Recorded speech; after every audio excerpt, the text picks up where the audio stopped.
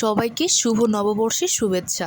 আজকেও কিন্তু আমি অনেক মজার খাবার খাবো পহেলা বৈশাখ উপলক্ষে। তবে আমি পান্তা ভাতটা একদমই স্কিপ করেছি। পান্তা ভাতটা আমার ভালো লাগে না। যাই হোক, আজকে আমাদের ছিল হচ্ছে ইলিশ মাছের ভর্তা। একদম কাঁচা যে কোয়া রসুনগুলো থাকে, তারপর হচ্ছে হালকা আস্তে আস্তে পেঁয়াজের কম্বিনেশন, আর সাথে তো আমি নিয়েছিলাম, না, এটা আপনারা বলবেন যে আমি কয়টা শুকনা মরিচ খেয়েছি। তারপর ছিল আমার অনেক পছন্দের করলা ভাজি, হালকা একটুখানি ভাজা ভাজা, একটু যখন কালো কালো হয়ে যায় এত ভালো লাগে খেতে। আর পেঁয়াজগুলো হচ্ছে একদম বোঝা যাচ্ছে, আর এটার যে কী স্বাদ, একদম বলে প্রকাশ করা যাবে না, এতটা মজা হয়।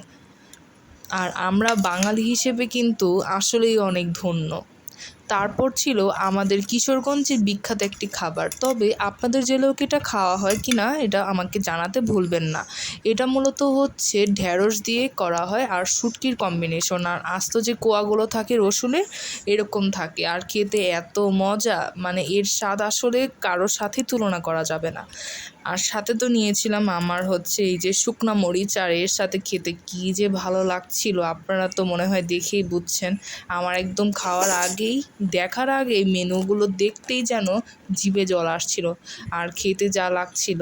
অবশেষে খাবারের শেষে আমাদের সবার পছন্দের কিন্তু ডাল। আমি 3 চামচ ডাল নিয়ে নিলাম। ওই যে দেখেন, এখানেও কিন্তু বড় বড় রসুনগুলো আছে। একদম যখন আপনি মাখবেন না, আর সাথে যদি আপনি একটু যদি শুকনা মরিচটা নিয়ে নেন, ইস কী যে মজা! এটা আসলে বলে বোঝানোর মতো না, একদম খেয়েই দেখতে হবে। আর কি বলবো, এত ভালো লাগছিল। আর অবশেষে কিন্তু খাবারের শেষে বাঙালির মিষ্টি না হলেই হয় না, ছানার মিষ্টিটাও আমি আমার ইউটিউব চ্যানেলে শেয়ার করব।